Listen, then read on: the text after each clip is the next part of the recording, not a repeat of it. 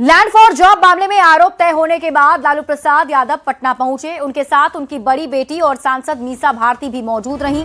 Patna airport पर दोनों ने मीडिया से दूरी बनाए रखी और किसी भी सवाल का जवाब नहीं दिया। इसी पर न्यूज 18 संवाददाता विनीता मिश्रा और अधिक जानकारी दे रही हैं। लैंड फॉर जॉब मामले में आरोप तय होने के बाद लालू परिवार पटना पहुंचा है और यहां देख सकते हैं कि लालू प्रसाद यादव अपनी बड़ी बेटी मीसा भारती के साथ पटना पहुंचे हैं। और जिस तरीके से लैंड फॉर जॉब मामले में जो आरोप तय हुए हैं उसके बाद लालू प्रसाद यादव यहां पहुंचे हैं और लालू प्रसाद यादव फिलहाल बात नहीं कर रहे हैं। सीधी तस्वीर ये पटना एयरपोर्ट की नजर आ रही है। लगातार उनसे जो सवाल है वो किए जा रहे हैं। मीसा भारती लालू प्रसाद यादव के साथ मौजूद हैं, लेकिन फिलहाल वो बात करने को तैयार नहीं है। लैंड फॉर जॉब मामले में जिस तरीके से जो आरोप है वो तय हुए हैं और जिस तरीके से लालू परिवार की जो मुश्किलें हैं वो बढ़ी है। लालू परिवार पटना तो पहुंच चुका है। लालू प्रसाद यादव के साथ मीसा भारती भी यहाँ पहुंची है और देखिए वो फिलहाल किसी भी सवाल के जवाब देने से फिलहाल वो मना कर रहे हैं। और ये सीधी तस्वीर पटना एयरपोर्ट की, तो ये देख सकते हैं कि जो सीधी तस्वीर है पटना एयरपोर्ट की, जहां लालू प्रसाद यादव पटना पहुंचने के बाद एयरपोर्ट से अपने कार में बैठ गए हैं। उनकी बेटी मीसा भारती भी उनके साथ बैठ गई हैं। और जो ये लैंड फॉर जॉब मामला है इसमें लालू देखिए लगातार बात करने की कोशिश की जा रही है, लेकिन ना लालू प्रसाद यादव और ना ही मीसा भारती बात करने को तैयार हुए हैं। हालांकि लालू प्रसाद यादव और मीसा भारती की तरफ से कोई बातचीत नहीं की गई। कैमरामैन अजय दुबे के साथ विनीता मिश्रा, न्यूज 18 पटना। तो लालू परिवार की बढ़ती मुश्किलों के बीच आरजेडी की विरासत को लेकर सियासत शुरू हो गई है। बीजेपी प्रवक्ता नीरज कुमार ने बड़ा बयान दिया है। उन्होंने कहा कि तेजस्वी यादव की पत्नी राजश्री जल्द ही आरजेडी में दूसरी राबड़ी देवी बनेंगी। पहले आईआरसीटीसी और फिर लैंड फॉर जॉब मामले में आरोप तय होने के बाद नीरज कुमार ने कहा कि पूरे परिवार को जेल हो सकती है। ऐसे में आरजेडी की कमान राजश्री को ही सौंपी जा सकती है, क्योंकि आरजेडी में कभी भी कार्यकर्ताओं को तरजीह नहीं दी गई है, ना उन्हें कमान दिया गया है। लालू परिवार के पास दूसरा कोई ऑप्शन नहीं है। अब इनके परिवार के लालू यादव जी हों, राबड़ी देवी जी हों, तेजस्वी हों, तेज प्रताप हों, सभी तो अब जेल जाने वाले हैं। तो अभी किसको पार्टी की कमान देंगे? इनकी पार्टी कार्यकर्ता बेस पार्टी तो इनकी है नहीं। भाजपा जैसी पार्टी तो इनकी है नहीं कि हाँ कोई भी राष्ट्रीय अध्यक्ष बन सकता है, प्रदेश का अध्यक्ष बन सकता है, परिवार से ही बनना है। तो एक राजश्री ऑप्शन बनता है। तो मेरा सवाल आरजेडी के लोगों से है कि क्या राजश्री को वह लोग सेकंड राबड़ी देवी बनाने जा रहे हैं? क्या यह उनको बताना चाहिए? नहीं तो उनके पास क्या ऑप्शन है? किसी आम कार्यकर्ता को बनाएंगे तो उनको बताना चाहिए। लालू परिवार को लेकर बीजेपी प्रवक्ता नीरज कुमार के बयान पर सियासत भी गर्मा गई। आरजेडी ने बीजेपी पर पलटवार करते हुए कहा कि बीजेपी के नेता मुंगेरी लाल के हसीन सपने देख रहे हैं और उनका सपना सपना ही रह जाएगा। वहीं कांग्रेस ने कहा कि अगर लालू परिवार बीजेपी का कमल थाम लिए होता तो पवित्र हो गए होते। लेकिन उन्होंने कमल नहीं थामा है, इसलिए संघर्ष कर रहे हैं और इस बार भी लालू परिवार से इस संकट से निकलने की कोई ना कोई तैयारी जरूर कर ली होगी। भारतीय जनता पार्टी के नेता सपना देखना छोड़ दें। भारतीय जनता पार्टी के नेता को एक बात समझ लेना चाहिए कि राष्ट्रीय जनता दल पूरी मजबूती के साथ, पूरे संकल्पों के साथ तेजस्वी जी के नेतृत्व में आगे बढ़ रही है और हमें पूरा यकीन है न्यायपालिका पर कि हमें न्याय मिलेगा। हाथ में कमल थाम लेते पाक हो जाते वो, आईडी गर तेरी खुराक हो जाते वो, फिर न कोई तारीख न किसी ट्रायल का खौफ, हिमंता विश्वा की तरह सफाक हो जाते वो। यही सच्चाई है ना कि अगर कमल थाम लिया होता तो आज पूरा लालू परिवार बड़ा पवित्र होता। नहीं थामा तो लड़ना पड़ेगा। तो मुझे लगता है कि इस संकट से जूझने की तैयारी भी इन लोगों ने कर ही ली होगी। लालू जी कई बार राजनीतिक संकटों में फंसे और उससे वो बाहर निकले हैं। या हालांकि ये पार्टी का आंतरिक मामला है, लेकिन कुछ ना कुछ तैयारी होगी जरूर।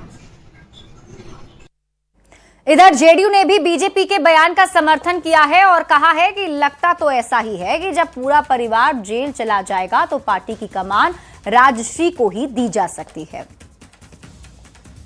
लालू प्रसाद यादव जी पे चारा घोटाला के आरोप लगा था तो वो अपनी पत्नी को मुख्यमंत्री बना दिए थे।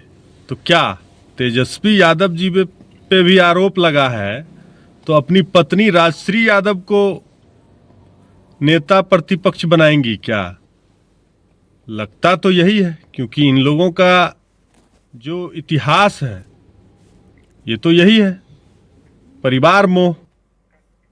बिहार विधानसभा चुनाव के नतीजे पर अभिनेता से नेता बने खेसारी लाल यादव ने बड़ा बयान दिया। पटना एयरपोर्ट पर खेसारी लाल ने कहा कि बिहार में हार की वजह सबको पता है। छपरा सीट से अपनी हार पर खेसारी ने कहा कि राजनीति में सच बोलकर आगे नहीं बढ़ा जा सकता, झूठ फरेब करके ही लोग राजनीति में आगे बढ़ सकते हैं, और ऐसा है तो हम नेता नहीं अभिनेता ही ठीक है।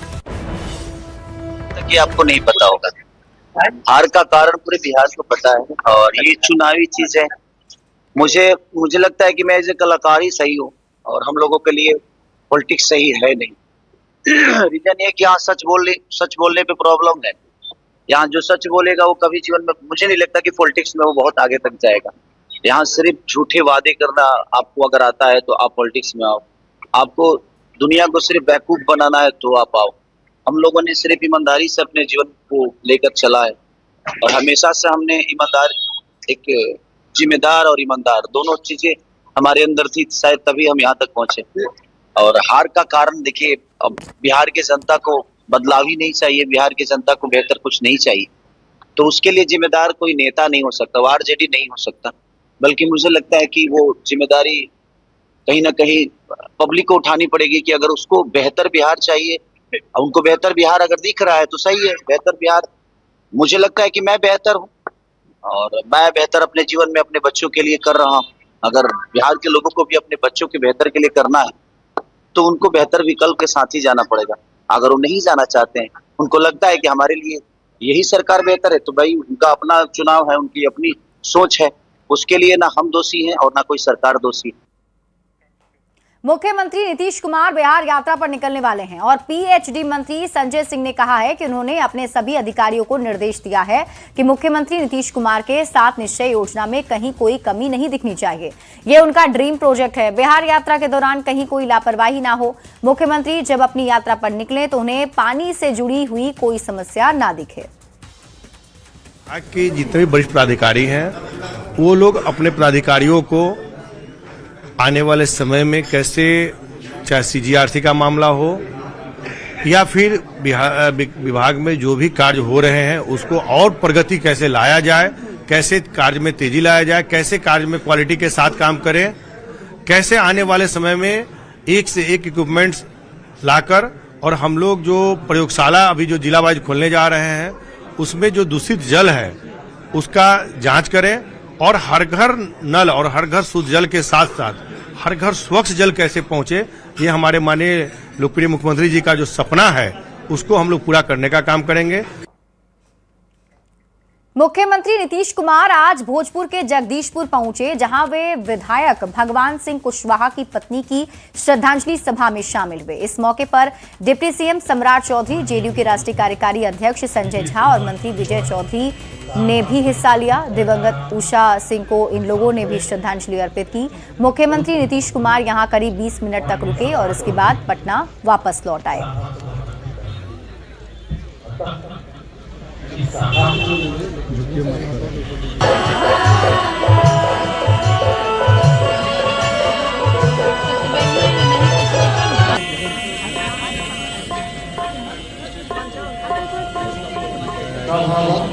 ये तस्वीरें आपके टीवी स्क्रीन पर आपको दिखा रहे हैं उस वक्त की जब सीएम नीतीश कुमार आरा पहुंचे हुए थे।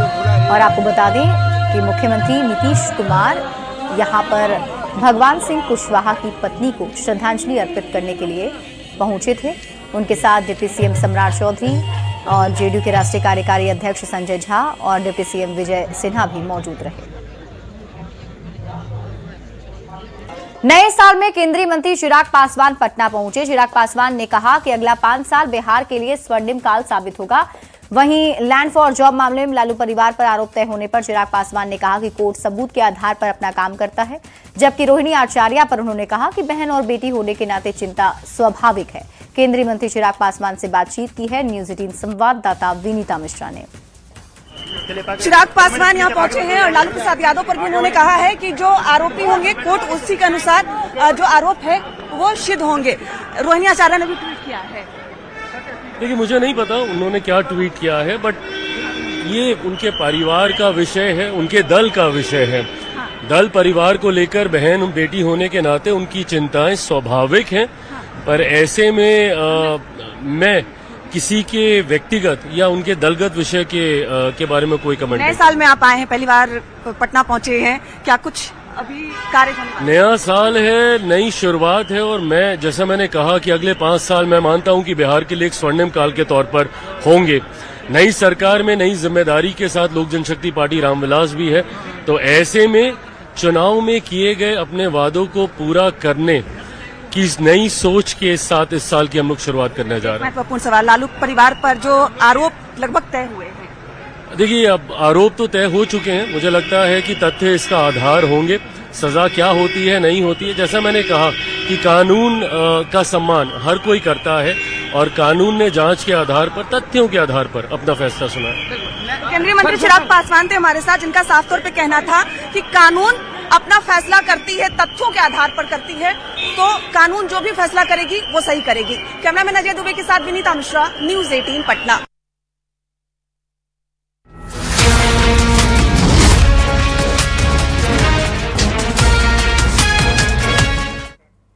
और अब बात लॉ एंड ऑर्डर की करते हैं और बड़ी खबर आपको समस्तीपुर से बताते हैं, जहां सड़क हादसे में युवक की मौत पर जमकर बवाल काटा गया।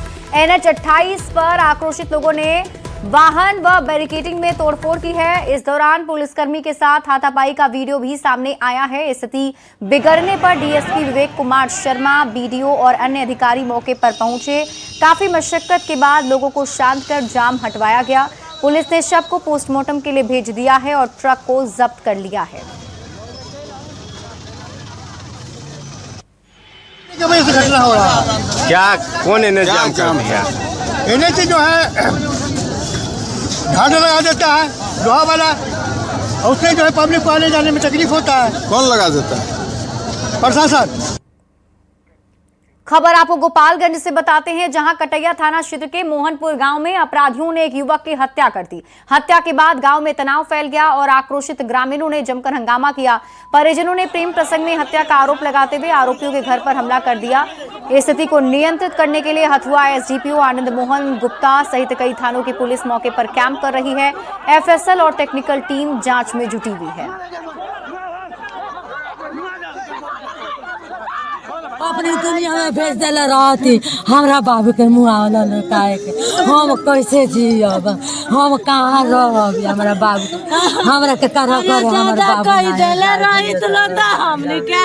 अरे दादा ओ दादा, अरे हमरा दुनिया में कुछ नहीं है। और अगली खबर आपको गया जिससे बताते हैं, जहां एक डॉक्टर से फोन पर 1 करोड़ की रंगदारी की मांग की गई है। ANMMCH के डॉक्टर सत्येंद्र कुमार हैं, जो न्यूरो विभाग के अध्यक्ष हैं। उनसे 27 से 30 दिसंबर के बीच कई बार फोन कर 1 करोड़ की रंगदारी मांगी गई है। फोन करने वाले अपराधी खुद को पटना का भगत सिंह बता रहा था और 1 करोड़ रुपए नहीं देने पर अंजाम भुगतने की धमकी भी दे रहा था। डॉक्टर ने इस पूरे मामले में मगध मेडिकल थाने में केस दर्ज करा दिया है, जिसके बाद पुलिस पूरे मामले की जांच शुरू कर चुकी है। पैसा इंतजाम नहीं पता है, उनको पता है क्या? भगत सिंह बोल रहे हैं पटना से। भगत सिंह? भगत सिंह कौन है? उतना जानकारियां लेने की जरूरत नहीं है आपको। चाहते क्या है, क्या चाहते हैं, क्यों फोन करते हैं बार बार आप? ये क्यों फोन कर रहे हैं बार बार, क्या बात है? 1 करोड़ रुपए चाहिए। अब कौन बोल रहा है भाई? हैं? बोला तो भगत सिंह बोल रहे हैं पटना से। पटना में क्या करते हैं आप? पैसा इंतजाम नहीं होगा तो आपकी बीवी तो गई आपकी बीवी। आप कहाँ हैं अभी? कहाँ है, छोड़िए, पैसा इंतजाम हो गया। अब क्यों तंग कर रहे हैं इस तरह से? हैं? पैसा का इंतजाम हुआ कि नहीं? अब तंग क्यों कर रहे हैं आप? बताइए अपने बारे में, कौन है आप? तंग करना क्या होता है आपको हम बताते हैं। ठीक है सर, ठीक है। करना क्या होता है आपको हम बताते हैं। खबर आपको बेतिया से दिखाते हैं, जहां नरकटियागंज के हरदिया गंडक कॉलोनी से एक पिकअप गाड़ी की चोरों ने फिल्मी स्टाइल में चोरी की घटना को अंजाम दिया है। हालांकि चोरी की पूरी वारदात कोल्ड ड्रिंक व्यवसायी की दुकान में लगे सीसीटीवी कैमरे में कैद भी हो गई। सीसीटीवी फुटेज में साफ तौर पर दिख रहा है कि 2 कार में सवार 6 लोग पिकअप गाड़ी के पास पहुंचते हैं। लगभग 20 मिनट तक आसपास रेकी करते हैं। सभी चोर नकाबपोश होते हैं। उसके बाद पिकअप गाड़ी को धक्का मारकर सड़क पर ले जाते हैं। सड़क पर ले जाने के बाद गाड़ी में लगे जीपीएस सिस्टम को निकालकर फेंक देते हैं और उसके बाद पिकअप गाड़ी लेकर चंपत हो जाते हैं। घटना सुबह 4 बजे की बताई जा रही है। गाड़ी मालिक ने थाना और 112 पुलिस टीम को घटना की जानकारी दी है। मौके पर पहुंची शिकारपुर पुलिस फिलहाल जांच पड़ताल में जुट गई है।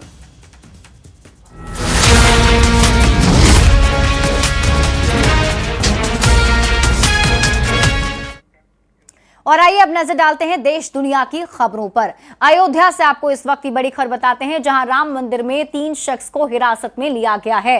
अहमद शेख पर मंदिर परिसर में नमाज पढ़ने का आरोप लगा है। श्रीनगर के शोपिया का रहने वाला ये आदमी बताया जा रहा है। आरोपी अहमद शेख, जिसे रोके जाने पर आरोपी शख्स ने फिर सांप्रदायिक नारे भी मौके पर लगाए। सुरक्षा बल ने आरोपी शख्स को हिरासत में ले लिया है। अयोध्या में 3 लोगों ने नमाज पढ़ने की कोशिश की। सूत्रों के हवाले से ये खबर आपको बता रहे हैं।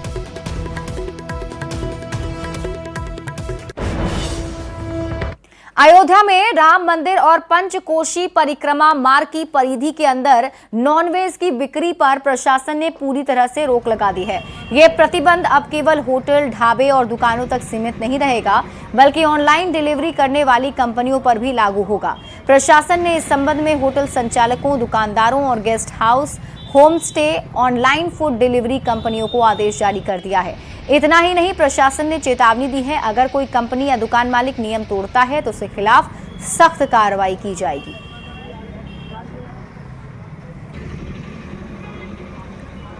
बेंगलुरु में एक बड़ा हादसा हुआ है, जिसकी चपेट में बिहार के 5 मजदूर आ गए और ये सभी मजदूर छपरा के मांझी थाना क्षेत्र के गुरदाहा गांव के रहने वाले हैं और सभी को इलाज के लिए बेंगलुरु के एक अस्पताल में भर्ती करा दिया गया है। सभी युवक बेंगलुरु में प्राइवेट कंपनी में मजदूरी करते थे और एक ही कमरे में रह रहे थे। गुरुवार की रात खाना खाने के बाद सभी सो गए। शुक्रवार की सुबह करीब 7 बजे चाय बनाने के लिए जैसे ही उन लोगों ने गैस ऑन कर माचिस जलाई, कमरे में आग लग गई। बताया जा रहा है कि रात में गैस लीक की घटना हुई थी, लेकिन किसी को इसका आभास नहीं हुआ।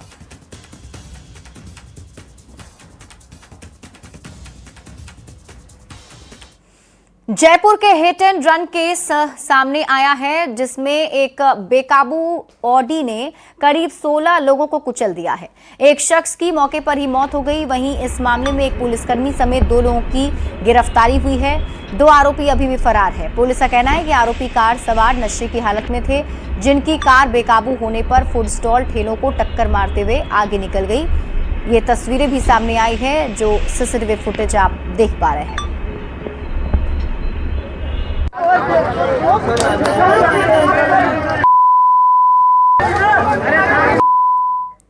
विधानसभा चुनाव में पार्टी विरोधी गतिविधियों में शामिल होने वाले जेडीयू के 12 नेताओं पर गाज गिरी है और ऐसे नेताओं को पार्टी से 6 साल के लिए निष्कासित भी कर दिया गया है। पार्टी ने एक कमेटी बनाई थी, जिसके रिपोर्ट के आधार पर कार्रवाई की गई है। अभी कई ऐसे और नेता हैं जिन पर कार्रवाई हो सकती है। वहीं मामले को लेकर पार्टी के प्रदेश अध्यक्ष उमेश कुशवाहा से बातचीत की है न्यूज 18 संवाददाता आनंद अमृतराज ने। चुनाव में जेडीयू के कई ऐसे नेताओं ने पार्टी विरोधी गतिविधि में शामिल होकर जेडीयू के उम्मीदवार को नुकसान पहुंचाया और अब समीक्षा बैठक के बाद वो ऐसे नेताओं पे कार्रवाई भी शुरू हो गई है। कई नेताओं को पार्टी से बाहर निकाल दिया गया। हमारे साथ जेडीयू के प्रदेश अध्यक्ष उमेश जी, कई नेताओं पर कार्रवाई की गई है, क्या हुआ था, इनके बारे में क्या रिपोर्ट में? नहीं, हम आपको मालूम है कि विगत जो विधानसभा चुनाव आम चुनाव हुआ विधानसभा का, जिसमें पार्टी की गतिविधि के खिलाफ जो लोग काम किए, चाहे हमारे सहयोगी दल के खिलाफ, जो हमारे उम्मीदवार थे सहयोगी दल के, उनके खिलाफ कोई भी हमारे पार्टी के नेता या कार्यकर्ता कोई गलत काम किया, तो उसको जो रिपोर्ट आया, तो उस रिपोर्ट में जो फीडबैक हम लोग लेते रहे हैं और उसी के आधार पर हम लोगों ने एक कमेटी गठित किया था, 3 सदस्यीय कमेटी, और कमेटी ने जो अपना प्रतिवेदन दिया रिपोर्ट, उसके बाद उस पर कार्रवाई की गई है, जो उनको 6 वर्ष के लिए निष्कासित किया गया है वैसे लोगों पर। तो क्या फीडबैक मिला था? वो के विरोधियों से मिले हुए थे आप? नहीं, आप तो जानते हैं कि हमारे नेता जो है 20 वर्षों में जो उपलब्धि जो किया है और उपलब्धि पहुंचाए हैं, हमारे नेता जो सबसे अंतिम पायदान पर जो व्यक्ति हैं उनके तक के विकास की किरण पहुंचाए, हमारी पार्टी के जो नीति नियम हैं उसके अनुरूप जो लोग नहीं चले हैं, वो ऐसे लोग जो पार्टी के हमारे जो उम्मीदवार थे उनके विरोध में काम किए हैं, वो ऐसे लोग पर कार्रवाई की गई। तो आने वाले समय में और भी ऐसे लोग हैं क्या जिन पर कार्रवाई होगी? लगभग बहुत सारे लोग आए थे सूची में, लेकिन जिनको साक्ष्य उपलब्ध हुआ है उन पर कार्रवाई की गई है। जिनका साक्ष्य का अभाव रहा है तो उनको फ्री कर दिया गया है।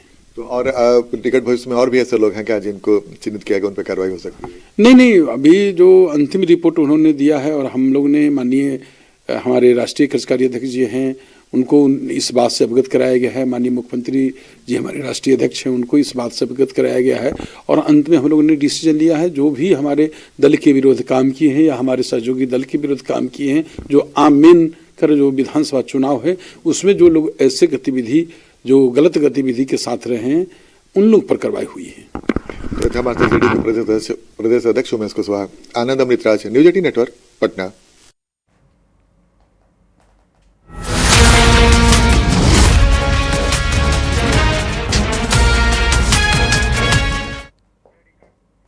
और अब खबरें कारोबार और बाजार से जुड़ी हुई आपको बताते हैं। भारतीय शेयर बाजारों में शुक्रवार 9 जनवरी को तेज उतार चढ़ाव भरा कारोबार देखने को मिला। शुरुआती तेजी के बाद बाजार में बिकवाली हावी हो गई और सेंसेक्स और निफ्टी लगातार 5वें दिन गिरावट के साथ कारोबार करते नजर आए। कारोबार के दौरान सेंसेक्स 600 अंकों से भी अधिक टूट गया, वहीं निफ्टी लुढ़ककर 25,700 के भी नीचे चला गया। विदेशी निवेशकों की लगातार बिकवाली और कमजोर ग्लोबल संकेतों से बाजार के सेंटीमेंट पर दबाव देखने को मिला।